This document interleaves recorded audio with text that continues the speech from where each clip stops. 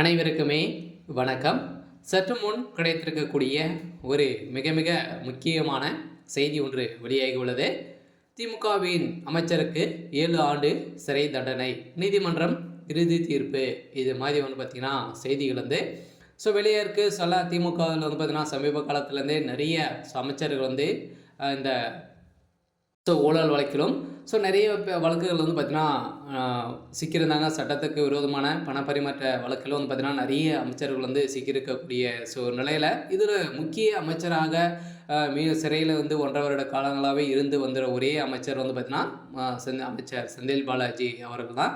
அமைச்சர் செந்தில் பாலாஜி அவர்கள் ஏற்கனவே நிபந்தனை அடிப்படையில் தான் ஜாமீனில் இருக்கார். அவர் ஏற்கனவே 1.5 வருட காலங்களாகவே சிறையில் இருந்திருக்கக்கூடிய நிலையில் பார்த்தீங்கன்னா அமைச்சர் செந்தில் பாலாஜி அவர்களுக்கு இப்போ நீதிமன்றம் வழங்கக்கூடிய தீர்ப்பின் அடிப்படையில் அவருடைய ஜாமீன் ரத்து செய்யப்பட்டு மீண்டும் புழல் சிறைக்கு செல்ல போகக்கூடிய நிலை உருவாகியிருக்கு. பார்த்தீங்கன்னா மீண்டும் அமலாக்கத்துறை செயலேருந்தே இவர் மீது பார்த்தீங்கன்னா இவருடைய வழக்கில் சாட்சியாக நிர்ணயிக்கப்பட்ட அனைத்து சாட்சிகளையும் பார்த்தீங்கன்னா கலைத்திருக்காரு.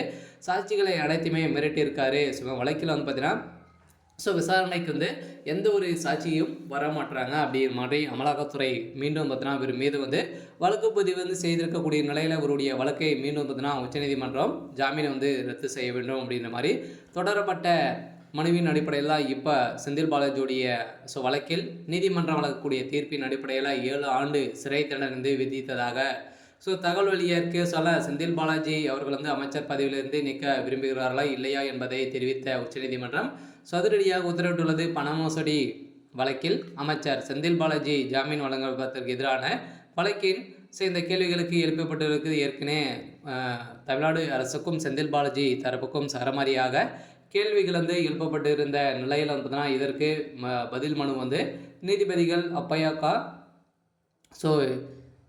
ஏஜி மாசி ஆகியோர் அடங்கிய பஞ்சா விசாரித்து சிறந்திருந்த நிலையில் பார்த்தீங்கன்னா செந்தில் பாலாஜி எதிர்ப்பு பாதிக்கப்பட்ட எத்தனை பேர் அப்படின்ற மாதிரி கணக்குகள் எடுத்துருக்கக்கூடிய நிலையில் தான் ஏற்கனவே அரசு பணிகள் இருக்கக்கூடிய ஊழியர்கள் அனைவருமே யாருமே பார்த்தீங்கன்னா அவருடைய வழக்கில் சாட்சிகளாக இருந்தவர்கள் அனைவரும் யாருமே முன்வர வரமாட்டாங்க அப்படிங்கிற மாதிரி தொடரப்பட்ட வழக்கின் அடிப்படையில் இது வரைக்குமே நிறைய பேர் சிக்கியிருக்கக்கூடிய நிலையில் தான் இந்த வழக்கை இறுதி தீர்ப்பு செந்தில் பாலாஜியுடைய ஜாமீன் ரத்து செய்ய போகிறோம். இவருக்கு 7 ஆண்டு சிறை தண்டனை விதிக்க போகிறதாகவும் தகவல் வளர்த்து வெளியே இருக்கு. செந்தில் பாலாஜி அமைச்சராக நீடிப்பு விரும்புகிறாரா இல்லை என்பதை கேட்டு தெரிவிக்க வேண்டும் என தமிழ்நாடு அரசுக்கு உத்தரவிட்டிருக்காங்க. அதனால் செந்தில் பாலாஜி அமைச்சராக நீடிக்க விரும்புகிறாரா இல்லை என கேட்கிறோம்.